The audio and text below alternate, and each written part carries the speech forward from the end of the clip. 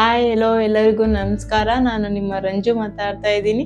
Ranju kitchen queen YouTube ಚಾನಲ್ಗೆ ಎಲ್ಲರಿಗೂ ಸ್ವಾಗತ. ನಾನು ಇವತ್ತೇನು ಚಾಯ್ಸ್ ಮಾಡ್ಕೊಂಡಿದ್ದೀನಿ ಅಂದರೆ ಈರುಳ್ಳಿ ಬಜ್ಜಿ ಹೇಗ್ ಮಾಡೋದು ಅಂತ ನೋಡ್ಕೊಳ್ಳೋಣ ಬನ್ನಿ ಫ್ರೆಂಡ್ಸ್. ಈರುಳ್ಳಿ ಬಜ್ಜಿಗೆ ಬೇಕಾಗಿರೋ ಸಾಮಗ್ರಿಗಳನ್ನ ನೋಡ್ಕೊಳ್ಳೋಣ ಬನ್ನಿ ಫ್ರೆಂಡ್ಸ್. ಇವಾಗ ಆನಿಯನ್ ಪಕೋಡ ಮಾಡಕ್ಕೆ ಬೇಕಾಗಿರೋದು ಈರುಳ್ಳಿ 2 ಕಟ್ ಮಾಡಿ ಇಟ್ಕೊಂಡಿದ್ದೀನಿ ನಾನು ಈ ತರ ಸ್ಲೈಸ್ ಆಗಿ.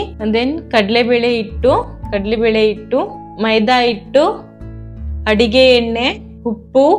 ನಾನು ಮಿಕ್ಸರ್ ಮಾಡಿ ಇದಕ್ಕೆ ಶುಂಠಿ, ಹಸಿಮೆಣಸಿನಕಾಯಿ, ಸ್ವಲ್ಪ ಉಪ್ಪು ಹಾಕಿ ಈ ತರ ಮಿಕ್ಸ್ ಮಾಡಿ ಇಟ್ಕೊಂಡಿದ್ದೀನಿ ಫ್ರೆಂಡ್ಸ್. ನಾನು ಕರಿಬೇವು ಸೊಪ್ಪು.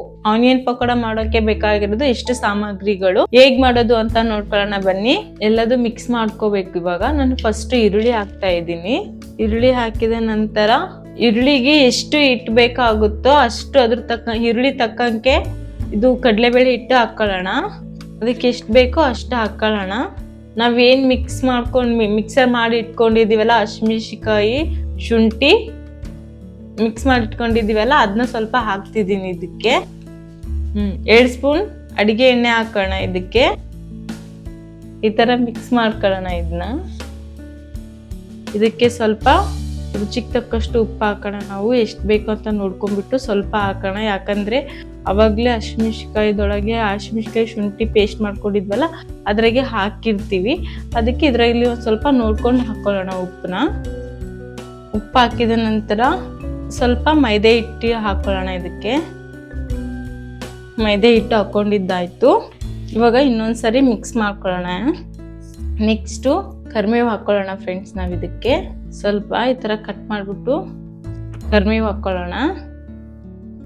ನೋಡಿ ಫ್ರೆಂಡ್ಸ್, ಈ ಥರ ಎಲ್ಲ ಮಿಕ್ಸ್ ಮಾಡ್ಕೊಳ್ಳೋಣ. ಎಲ್ಲದು ಈ ಥರ ಚೆನ್ನಾಗಿ ಕಲಿಸ್ಕೊಳ್ಳೋಣ. ಇದನ್ನ ಚೆನ್ನಾಗಿ ಕಲಿಸ್ಕೊಂಡು ಇದು ಮಾಡ್ಕೊಂಡ್ರೆ ಚೆನ್ನಾಗಿ ಬರುತ್ತೆ. ಇದು ಈ ಥರ ಮಾಡಿ ಇಟ್ಕೊಂಡಿದ್ದೀನಿ ಫ್ರೆಂಡ್ಸ್. ನಾನು ಈ ಥರ ಮಾಡಿ ಇಟ್ಕೊಂಡೆ ಇದನ್ನ ಕರಿಬೇಕು ಅಲ್ವಾ, ಅದಕ್ಕೆ ಒಂದು ಕಡಾಯಿ ಇಟ್ಕೊಳ್ಳೋಣ.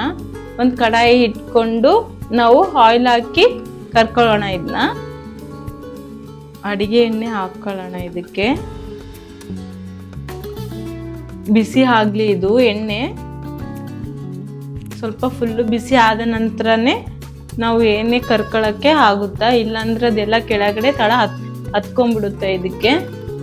ನೋಡಿ ಫ್ರೆಂಡ್ಸ್, ಕಾದಿದೆ ಇದು. ನಾವು ಇವಾಗ ಹಾಕೊಳ್ಳೋಣ.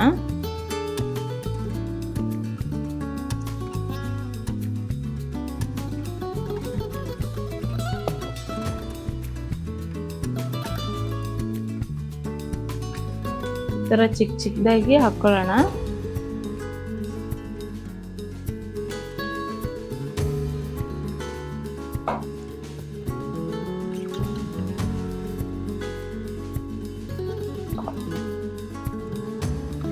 ಇದೊಂದು ಸ್ವಲ್ಪ ಬ್ರೌನ್ ಆಗೋವರೆಗೂ ಕರಿಯೋಣ ಇದನ್ನ.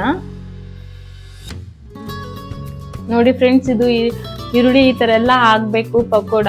ಇನ್ನು ಸ್ವಲ್ಪ ಬ್ರೌನ್ ಕಲರ್ ಬರಲಿ. ನೋಡಿ ಫ್ರೆಂಡ್ಸ್, ಇದನ್ನ ಈ ಪ್ಲೇಟಿಗೆ ಈ ಥರ ತೆಗೆದು ಇಟ್ಕೊಂಡಿದ್ದೀನಿ ನಾನು. ಆಲ್ರೆಡಿ ಡನ್ ಆಗಿದೆ. ಇದು ಹೇಗೆ ಮಾಡೋದು ಅಂತ ಹೇಳ್ಕೊಟ್ಟಿದ್ದೀನಿ ಫ್ರೆಂಡ್ಸ್. ಮನೆಯಲ್ಲಿ ಮಾಡಿಕೊಂಡು ತಿಂದು ಟೇಸ್ಟ್ ಹೇಗಾಗಿದೆ ಅಂತ ಹೇಳ್ಬಿಟ್ಟು ಕಮೆಂಟ್ ಬಾಕ್ಸಲ್ಲಿ ಕಮೆಂಟ್ ಮಾಡಿ. Thank you all.